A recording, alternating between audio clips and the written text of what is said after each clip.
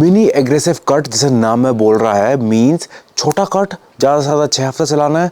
And aggressive cut मतलब 1000 calorie plus में आप डेफिसिट में रहोगे। कट मतलब बेसिकली आप कम खा रहे हो, right, body weight, body fat कम करना है आपको। मैंने 2 बार करा है। एक बार मैं यहाँ से कुछ ऐसा हो गया था, ये तो बहुत ही ड्रास्टिक था, ये 6-7 हफ्ते करीब रहा होगा, है ना। ये बहुत ही मिनी एग्रेसिव कट था।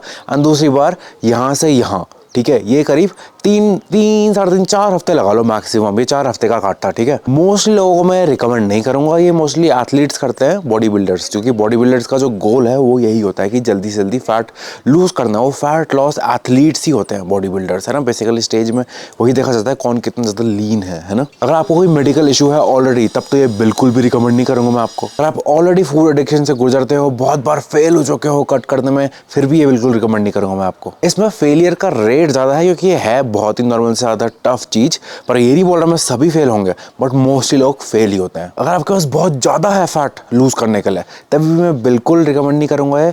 हाँ, अगर आप इसे चाह रहे हो कि लॉन्च पैड की तरह यूज़ कर लो, कि ओके पहले के 4 हफ्ते यू वेंट ऑल इन, बहुत ही एग्रेसिव कट, फिर आप थोड़ी कैलोरीज बढ़ा दी, धीरे धीरे धीरे देन यू आर सर्फिंग।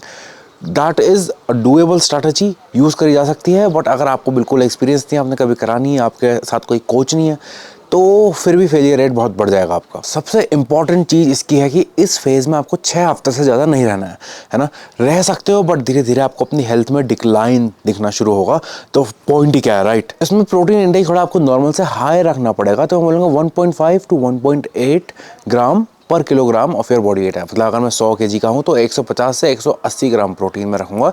थोड़ा हाई जनरली मैं 150 ही रखता हूँ, बट फिर भी मैं 180 पे स्टिक करने की कोशिश करूँगा, क्योंकि बहुत कम कैलोरीज कर दी हैं एंड मुझे अपना मसल टिश्यू बचाना है ज़्यादा से ज़्यादा, है ना। तो थोड़ा सा ज़्यादा प्रोटीन में, ज़्यादा कैलोरीज प्रोटीन से कट नहीं करना चाहूँगा। फैट्स भी करीब 35 to 55 ग्राम्स के बीच में सही रहेगा। अब सबका अलग होता है, कुछ लोग एक्चुअली 35 में बिल्कुल सही रहते हैं, 4-5-6 हफ्ते कोई दिक्कत नहीं होती है।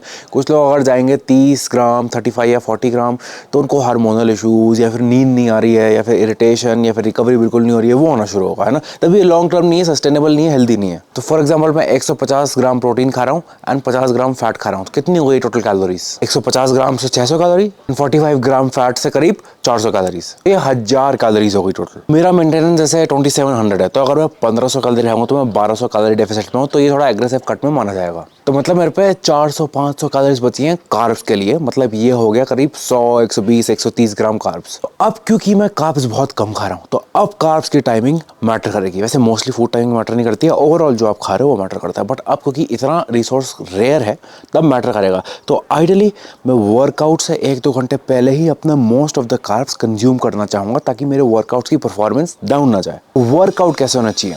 High intensity, high quality, low volume. कोई भी सेट फालतू नहीं जाना चाहिए।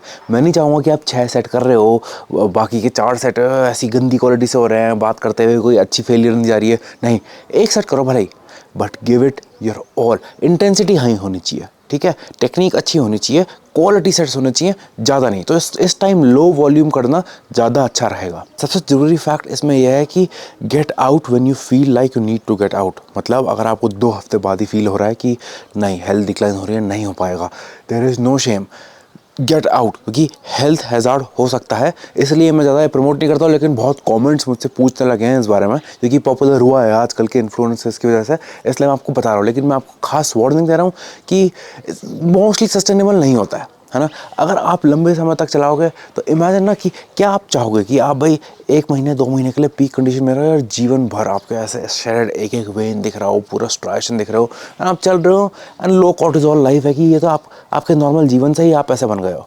तो वो धीरे धीरे लाइफस्टाइल चेंजेस करके लॉन्ग टर्म रिजल्ट से ही आएगा, राइट।